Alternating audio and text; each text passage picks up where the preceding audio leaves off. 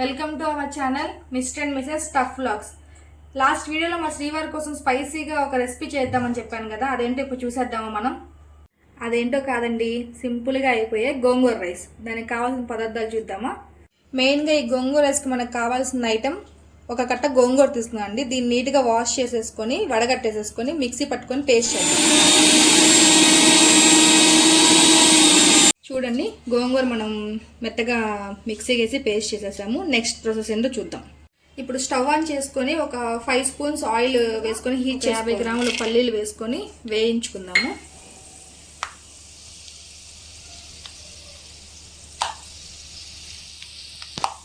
పల్లీలు వేగిపోయినాయి చక్కగా. వీటిని తీసి మనం పక్కన పెట్టుకుందాం. 1.5 స్పూన్ పచ్చిశనగపప్పు,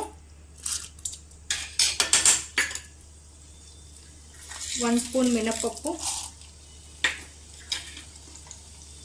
ఒక 1/2 స్పూన్ జీలకర్ర,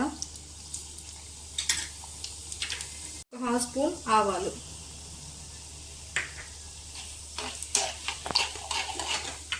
ఇవి కొంచెం వేగుతూ ఉన్నప్పుడు ఆ హీట్ మీద మనం పచ్చిమిర్చి వేసేసుకున్నాం. పచ్చిమిర్చి చీల్చుకొని వేసుకోవాలండి.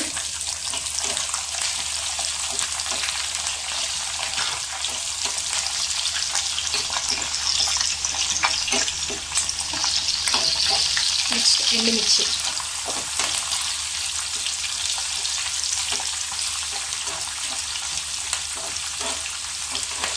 ఇప్పుడు ఇవి బాగా వేగిపోయాయండి. నెక్స్ట్ ఇందులో కరివేపాకు వేద్దాం.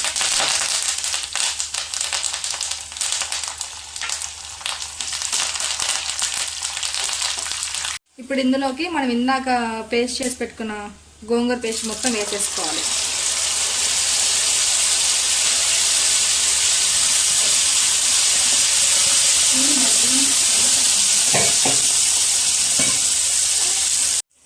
ఇప్పుడు ఇందులోనే లైట్గా పసుపు,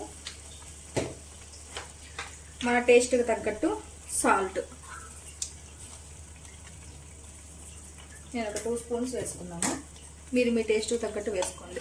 ఇది మొత్తాన్ని కలబెట్టేసేసి ఈ ఆయిల్ మనం వేసిన పేస్ట్ రెండు సపరేట్ అయ్యేంత వరకు వేయించుకోవాలి. అంటే అప్పుడు దీని పచ్చివాసన అంతా పోతుంది. అది ఉడికిందో లేదో చూద్దామండి.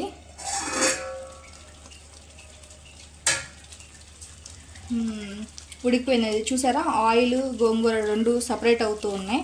ఇలా వస్తే మనకు అది ఉడికిపోయినట్టే. ఇప్పుడు దీన్ని మనం ఆల్రెడీ బాయిల్ చేసి పెట్టుకున్న రైస్లోకి వేసేసి కలిపేద్దాం.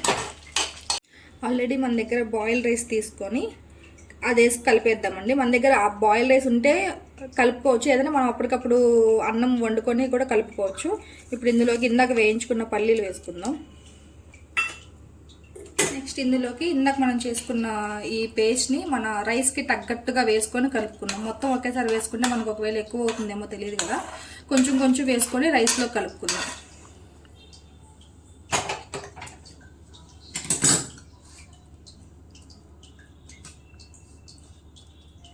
చూడండి, మొత్తం కలిపెట్టేసాను, అయిపోయింది. ఫైనల్గా మన గోంగూర రైస్ రెడీ. మన వేడి వేడి గోంగూర రైస్ రెడీ అయిపోయిందండి. మా హస్బెండ్ అడిగినట్టు స్పైసీగా అండ్ టేస్టీగా సింపుల్గా. సో ఇప్పుడు ఆయన పెట్టేద్దాం. మనం ఆయన ఏమంటారో చూద్దాం. నువ్వు అడిగిన వేడి వేడి అండ్ స్పైసీ రెసిపీ 5 నిమిషాలు వస్తాను. అరగంటకు వచ్చావు. ఎడిటింగ్లో 5 నిమిషాలు వేద్దాంలే.